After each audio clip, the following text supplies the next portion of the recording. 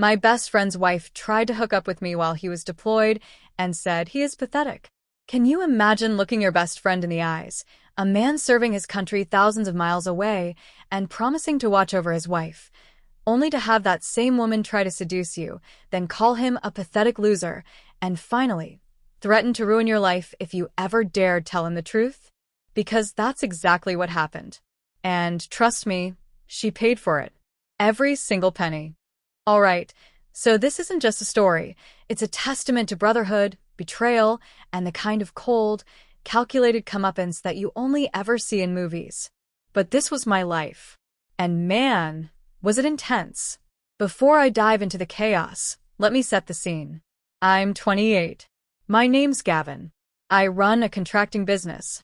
Built it from nothing, brick by brick, with my own hands. We're booked solid through next spring. So yeah, I don't do drama. I do invoices. But some drama, it finds you. My best friend, Cole, and we've been brothers since 7th grade. The kind of bond you don't just find, you forge. I met him when some older kids were giving me grief behind the gym. Cole, all 5'2" of him at the time, just walked up like he owned the place and told them to find something better to do. Those bullies scattered. We've been inseparable ever since. He was the one who'd throw a punch if someone looked at his people wrong. I was the one who'd figure out how to get us out of trouble after he threw it. We just fit. He was instinct, I was strategy. Together, we were unstoppable. Still are. Right out of high school, Cole joined the army. He needed purpose, structure. His home life was rough. College wasn't an option. The military offered him a path, a way to make a difference. And he thrived, climbing the ranks, becoming the guy his unit relied on. I was incredibly proud, even though I missed him like hell. Then, 3 years ago during a leave, he met Kendra. She was 24, worked admin at a real estate office. Polished. Beautiful, Cole said. He was absolutely smitten. I remember meeting her at a family cookout. She walked in, immediately photographed the food, then said hello. Don't get me wrong, she was attractive. But there was something in her eyes. She didn't look at you. She scanned the room like a menu, always searching for the best option. She wasn't living a life. She was staging one. I kept my mouth shut. What was I supposed to say? Hey man, your girlfriend gives me the creeps? He was happy. Happier than I'd seen him in years. And that mattered more than my gut feeling. For 2 years, they dated mostly long distance. Kendra played the devoted military girlfriend perfectly. Constant posts about missing her soldier, counting down days. The whole military spouse aesthetic. It was all about the narrative she was building, not about Cole himself. They married a year ago, a small courthouse ceremony, before his next deployment. He was off to the Middle East for 8 months. The day before he shipped out, at his family's going-away party, Cole pulled me aside. We stood on his mom's back porch, the sounds of the party muffled behind the screen door. He looked me dead in the eyes, that serious, unwavering gaze. I need you to keep an eye on things while I'm gone, he said. Not just Kendra, but the house, the dog, general stuff. I told him I had his back. Without a second thought. That's what brothers do. He hugged me, told me he loved me like family, and left 2 days later. And what happened next? That's why we're here. The first few weeks after Cole deployed were normal. Kendra texted, asked me to check on Scooby, their dog, while she was out of town. Easy. Then the garbage disposal made a weird noise. I fixed it. No big deal. I'm a contractor. I'm handy. Cole knew that. But about 2 weeks after that, the text started to shift. Hey, thanks again for helping with Scooby. You're seriously the best. Cole's so lucky to have a friend like you. I don't know what I'd do without you around. Then came the late-night texts. Can't sleep. It's so quiet here. Do you ever feel like you're just going through the motions? I feel like no one really gets me, except maybe you. My responses were short. Gray rock. Don't engage. Don't validate. Don't give her anything she could twist. Hope you get some rest. Hang in there. Cole will be back before you know it. She didn't take the hint. One Saturday, I was at my place, working on estimates. My doorbell rang. I wasn't expecting anyone. I opened it, and there she was, Kendra. dressed like she was going to a fancy restaurant, holding an expensive bottle of wine. "Hey," she said, with this smile that was working overtime. "I was in the neighborhood and thought I'd stop by. Brought this as a thank you." I didn't let her in. Stood in the doorway, thanked her, but said I was slammed. She looked disappointed, but played it off, left the bottle, and walked back to her car. Later, I checked my Ring camera. She'd circled the block twice before pulling in. Sat in her car for 10 minutes, adjusting her hair, checking her makeup. That wasn't a spontaneous drop-in. That was a performance. Over the next few weeks, she started inventing reasons to come over. Needed help carrying something heavy. Wanted my opinion on a paint color. Had a question about the water heater. Every single time, she was dressed for a date, not a house call. Heels. Makeup. Outfits that made no sense for a supposed appliance issue. And every time, she lingered. Every time, I kept it professional, kept it brief. Then she started testing the waters on Cole. Not the supportive wife stuff she posted online. The real stuff. The ugly stuff. "I don't know," she sighed one evening when she'd shown up unannounced again, claiming the garage door opener wasn't working. "Sometimes I feel like I settled. Cole's great and all, but he's so predictable, you know? Like there's no excitement, no passion, no spontaneity." I just kept looking at the garage door mechanism. It worked fine, by the way. She'd probably just unplugged it. "He chose the military over me," she continued, leaning against her car, arms crossed. "Did you know that?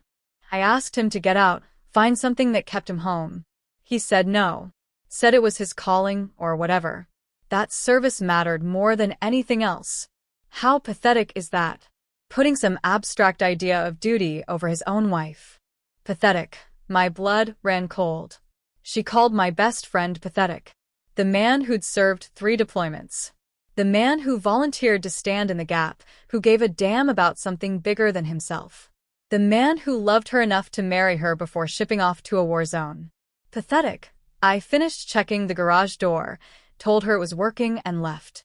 She looked annoyed, then masked it with a saccharine smile. "You're always so busy," she said as I walked to my truck. "We should hang out sometime. Like, actually hang out. No projects, just us." "I don't think that's a good idea, Kendra." Her smile flickered. Just for a second. Then it came back, sharper, more deliberate. "Why not? We're friends, aren't we? You're Cole's wife," I said. "That's the relationship." I drove away. I had a terrible feeling this was heading somewhere ugly. And I knew, deep down, that when someone starts lying, you need documentation that holds up. So I screenshotted everything. Over the next month, Kendra escalated hard. Explicit texts. Photos I never even opened, just screenshotted and saved. Then the wedge attempts. She started telling me Cole talked trash about me. That he thought my business was a joke, that I'd peaked in high school, that he only kept me around because I fix things for free. Lies. All of it. I knew Cole. 16 years of brotherhood isn't erased by a woman who'd been in his life for 3. I didn't respond. Just kept my head down, fixed whatever appliance she'd conveniently broken that week, and kept documenting every single word. Every claim. Every attempt to isolate me. The final straw, before I reached out to Cole, came at a mutual friend's cookout in early July. 30 people, backyard setup, burgers, kids running around. Kendra was there, performing the devoted military wife, showing photos of Cole, talking about how hard it was to be apart. I was by the grill with Declan, a buddy who'd helped me on jobs, a straight shooter with zero tolerance for BS. He could read a room better than anyone. Kendra walked up, glass in hand, and this look in her eyes that Declan later described as predator spotting prey. "Gavin," she purred, placing her hand right on my chest. Like we were intimate. "Can I talk to you for a second? Privately?" I stepped back. "Whatever you need to say, you can say here." Her eyes flashed with irritation. Then she leaned in close enough Declan could still hear, and whispered something I won't repeat. But it involved very specific things she wanted to do with me, and very specific, demeaning comments about how Cole couldn't satisfy her. I looked her dead in the eyes. "You should go check on Scooby. I'm sure he misses you." Then I walked away. Declan caught up a few minutes later, his face a mixture of shock and disgust. Dude, what was that about? Nothing good, I said. But I'm handling it. Kendra left the party soon after. But the real chaos started 2 days later. Texts from friends asking if I was okay. Vague references to things people had heard. Then Jordan, another buddy, called me directly. Bro, I gotta ask you something, and I need you to be straight with me, he said.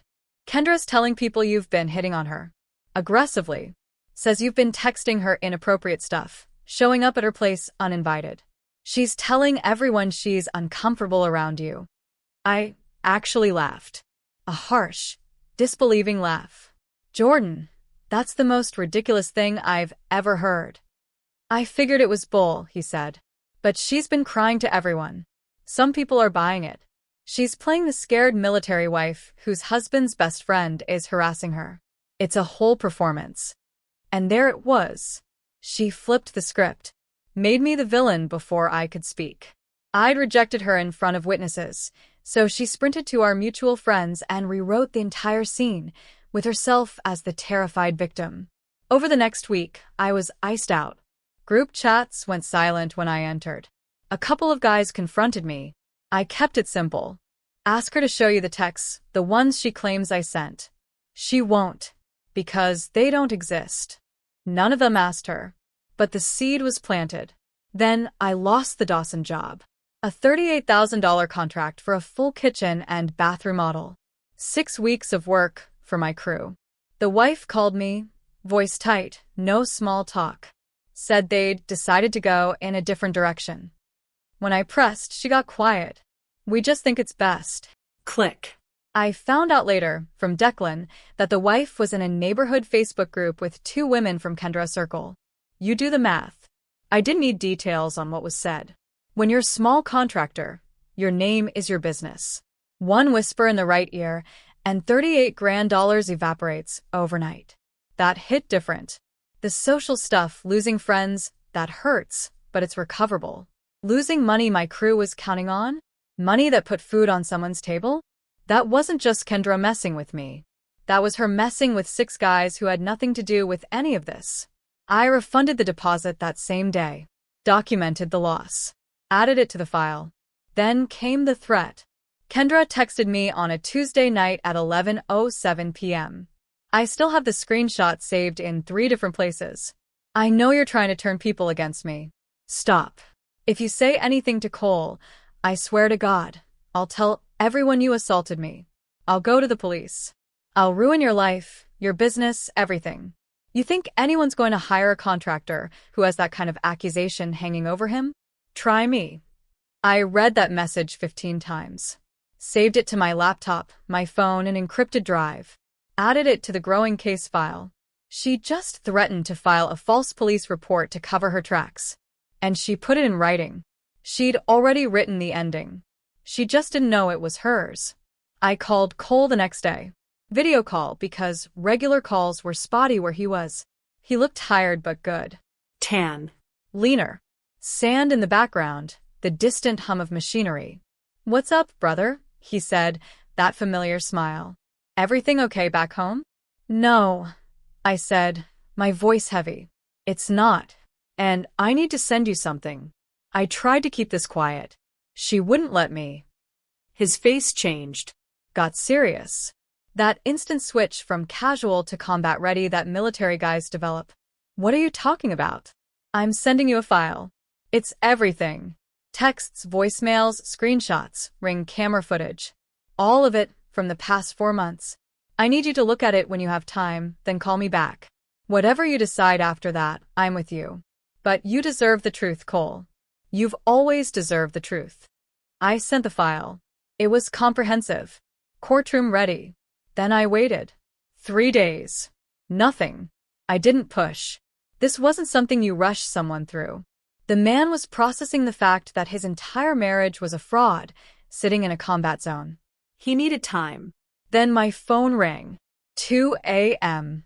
Cole's voice was calm. Too calm. The kind of calm that comes right before everything changes. I saw everything. He said. I'm sorry, man. I didn't know how to. Don't apologize, I cut in. You did exactly what you should have done. You did what a brother does. He paused. I could hear him breathing. Steady. Controlled. I'm coming home in 6 weeks. Early release. Some paperwork, some shuffling. Doesn't matter how I made it happen. What matters is this. Don't do anything yet. Don't confront her. Don't tell anyone else. We're going to handle this together. What do you mean? I asked, my heart hammering. I mean, she wanted to play games. Now, we're going to play games. But our way. And when it's over, she's going to wish she'd just been a decent human being. I'd never heard Cole sound like that. Cold. Calculated. Like he'd already written the ending and was just waiting to execute it. Tell me what you need, I said. First, he said. I need you to stop shutting her down so hard. Don't flirt back. Don't engage. But stop being so cold. Let her think she's making progress. Let her dig her own grave deeper. You want me to bait her? I want her to incriminate herself so thoroughly that there's no version of the story where she comes out clean. I want her to feel so confident that she gets sloppy. Can you do that? I thought about everything she'd put me through. The lies. The threats. Calling my best friend pathetic behind his back while posting heart emojis online. The $38,000 my crew lost because she couldn't keep her poison to herself. Yeah, I said. I can do that. Good, Cole said. I'll handle everything else from here. Legal. Financial. The setup. You just keep her thinking she's winning. The next 6 weeks were a masterclass in patience and strategy. Cole played the perfect husband from overseas. Calls every few days. Flowers delivered to the house. Sweet messages about how much he missed her. How he couldn't wait to hold her. How she was the only thing getting him through the deployment. Kendra ate it up. Posted constantly. My husband is the best. Can't wait for him to come home. #TrueLove #Military Edition. She had no idea he'd seen everything. No idea the flowers were cover. No idea every sweet word was part of the setup. Meanwhile, I followed Cole's instructions. Stopped being so cold. Responded to her messages with things like, hope you're doing okay, or let me know if you need anything. Nothing flirtatious, just warmer. I opened the door a crack. She kicked it down. Over the next few weeks, she sent more explicit texts, more photos, more voicemails talking about leaving Cole, about how I was the one she really wanted. Same playbook, just louder. I saved every single one. The file was getting massive. Court ready.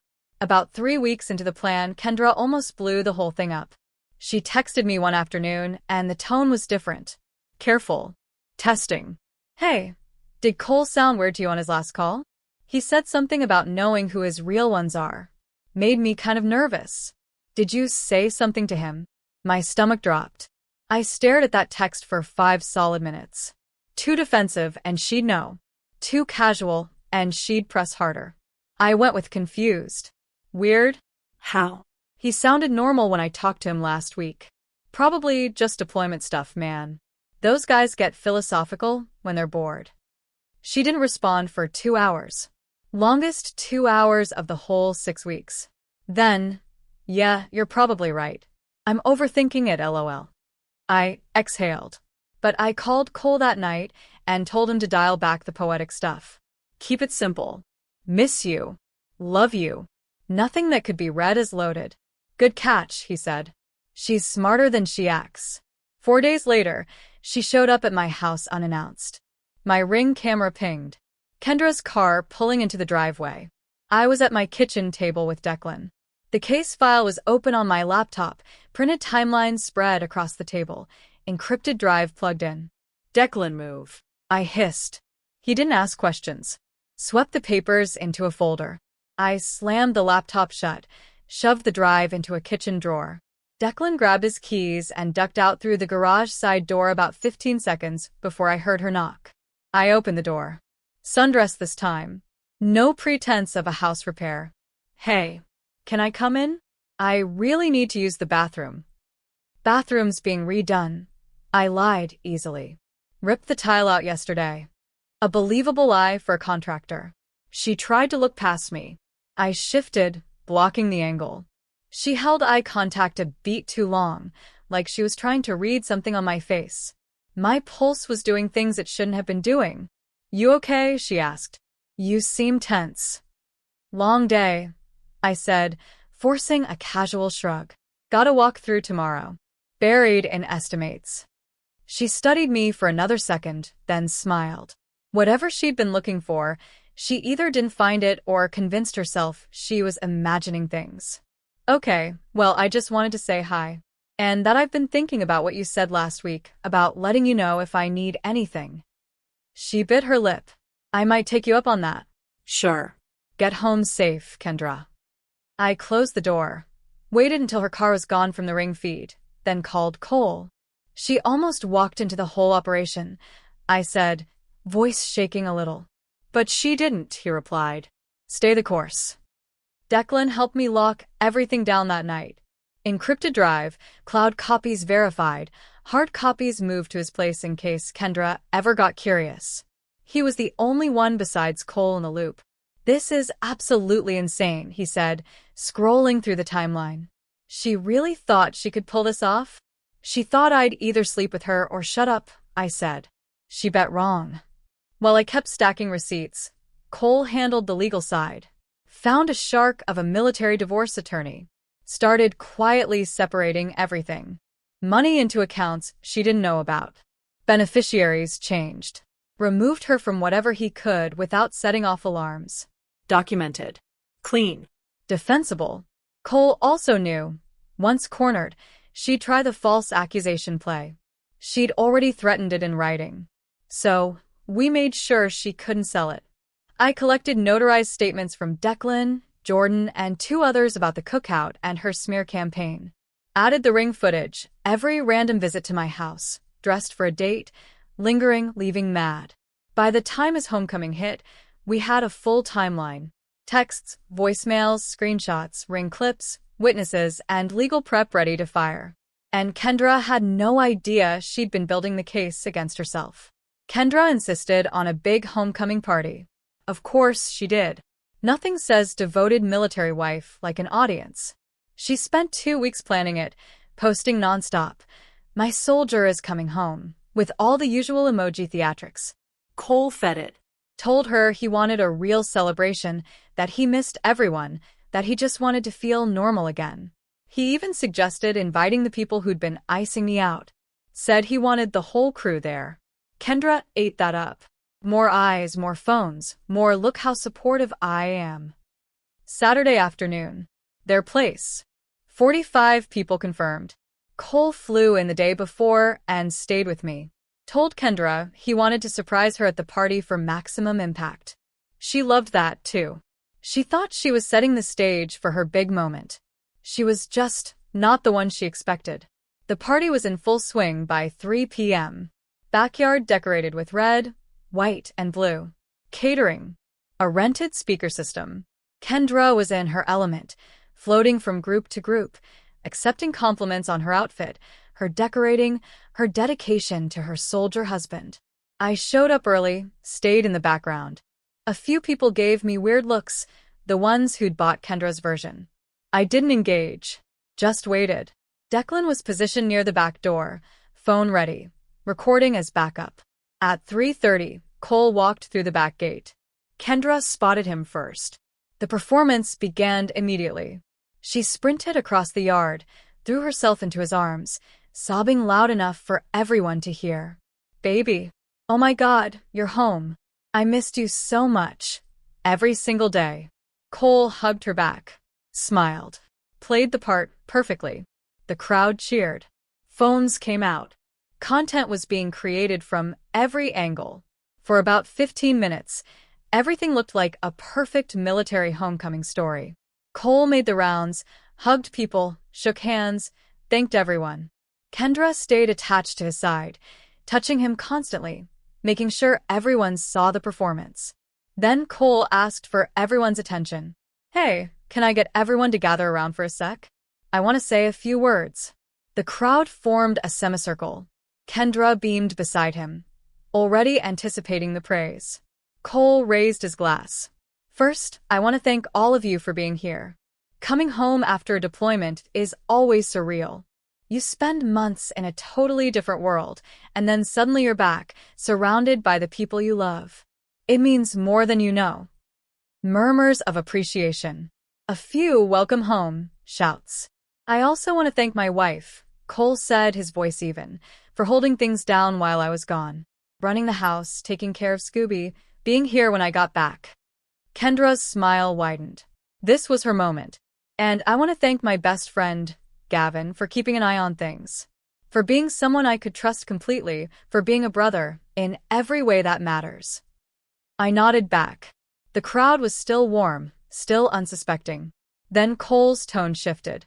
A subtle, almost imperceptible change. But I learned something while I was overseas. Something important.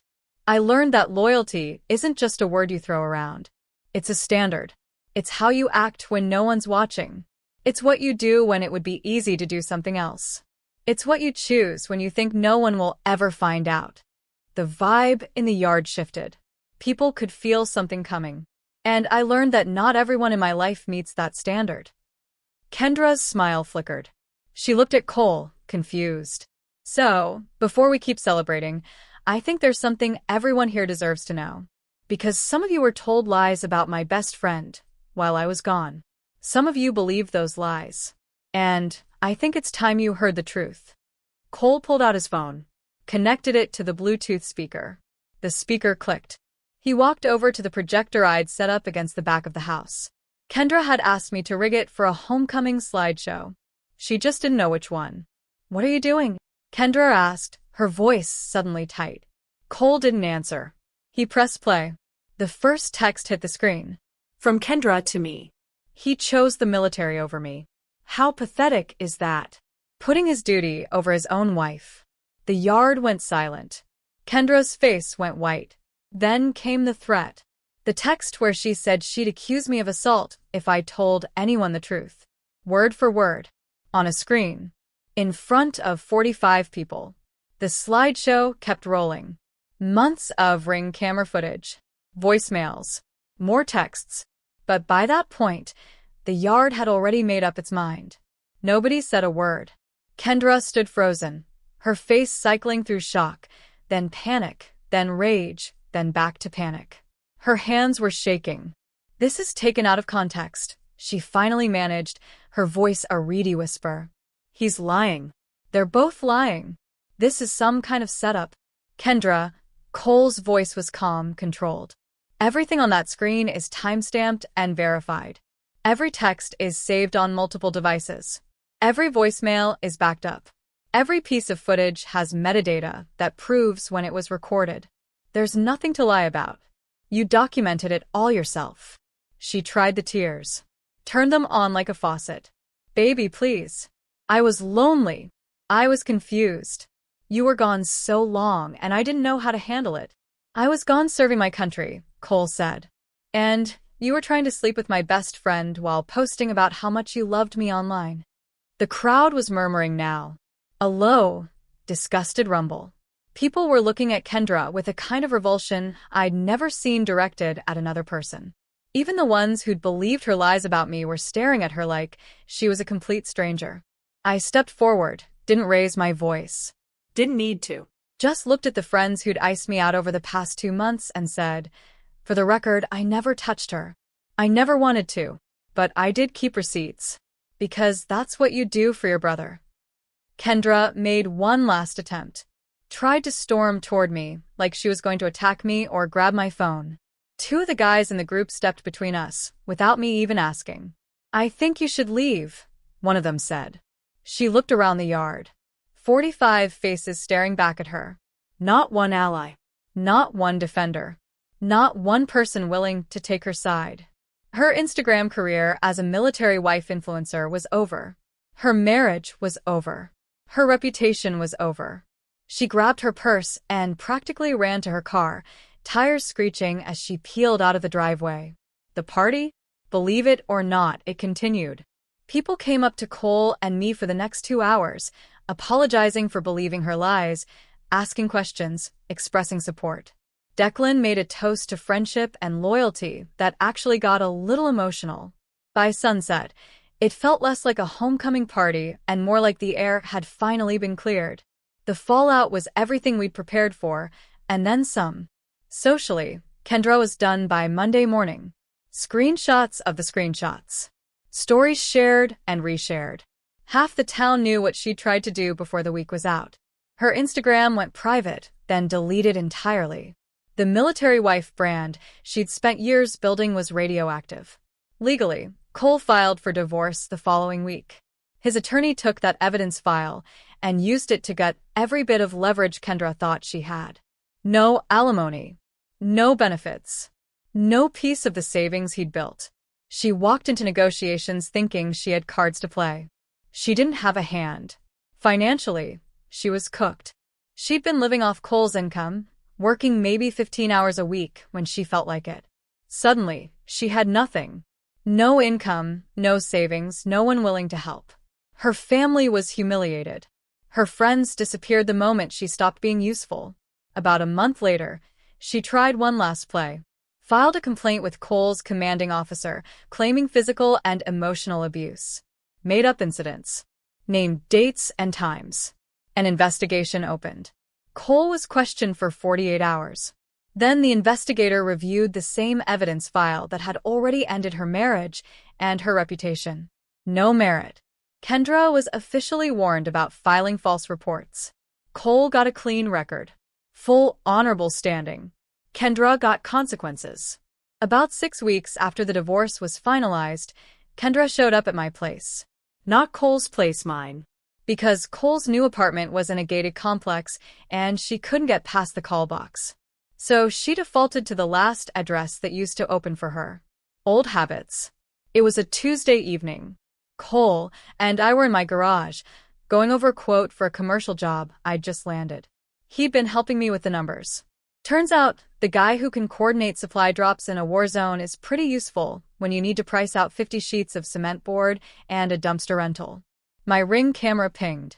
I glanced at my phone and almost choked on my drink. Cole, I said, voice strained. What? I turned the screen toward him.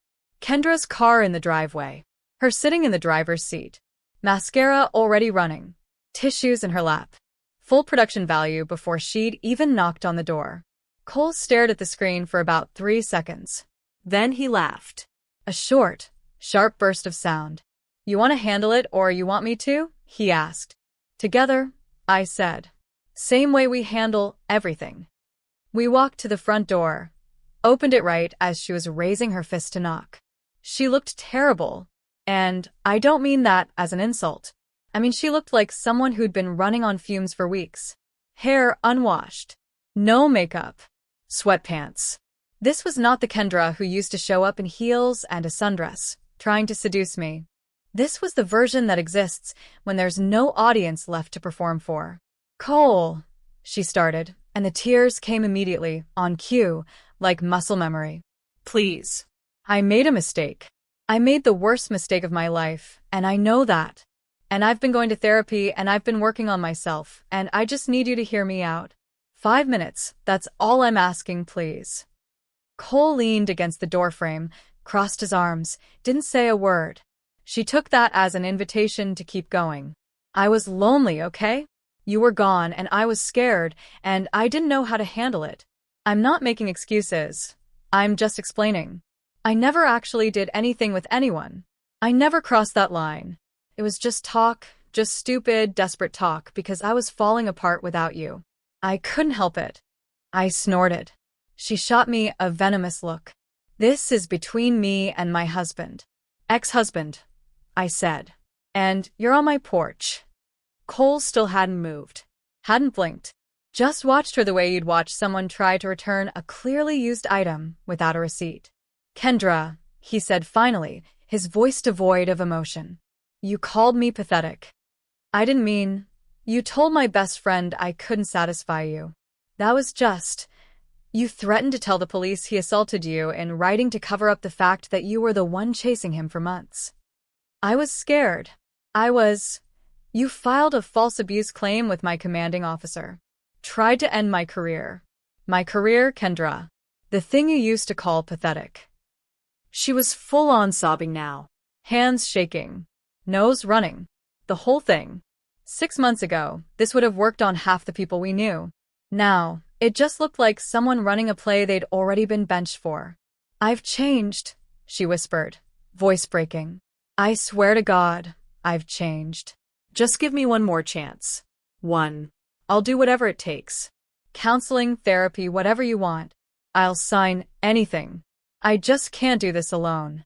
Cole looked at me. I looked at Cole. We had one of those silent conversations you can only have with someone you've known for 16 years. Then Cole looked back at her. Kendra, he said, his voice quiet, but it cut through her sobs like a knife. I spent 8 months in a combat zone, thinking about coming home to you. You spent those same 8 months trying to sleep with the guy standing next to me. You didn't just betray me. You tried to destroy both of us when it didn't work. And now you're standing on his porch, asking me to forget all of that because you're lonely again. He let that hang in the air, heavy and undeniable. You're not here because you've changed. You're here because you ran out of options. There's a difference. And I learned it from you. She opened her mouth. Nothing came out. I stepped forward slightly. Not aggressive, just present. Kendra, you gotta go. Gavin, please. Just talk to him for me. I did talk to him, I said, my voice steady. I showed him everything. That's how we got here. She looked back at Cole one more time, searching for something. A crack. A hesitation. Some flicker of the guy who used to send her flowers from 6,000 miles away. There was nothing there. That guy didn't live here anymore. Go home, Kendra, Cole said. Not angry. Not cruel. Just done. Whatever home is now. But it's not here. It was never going to be here again. She stood there for another 5 seconds, tears still falling, hands clenched at her sides. Then she turned around, walked to her car, and sat in the driver's seat for a solid 2 minutes before starting the engine. We watched the whole thing on the Ring camera from the kitchen. You good? I asked. Cole grabbed his drink off the counter and took a sip. Yeah, I'm good. We went back to the garage and finished the quote. Never talked about it again. So, after all that, after everything she did, what would you have done in my shoes? Would you have stayed silent? Or would you have fought back for your friend? Let me know in the comments below, because honestly, I still think about it.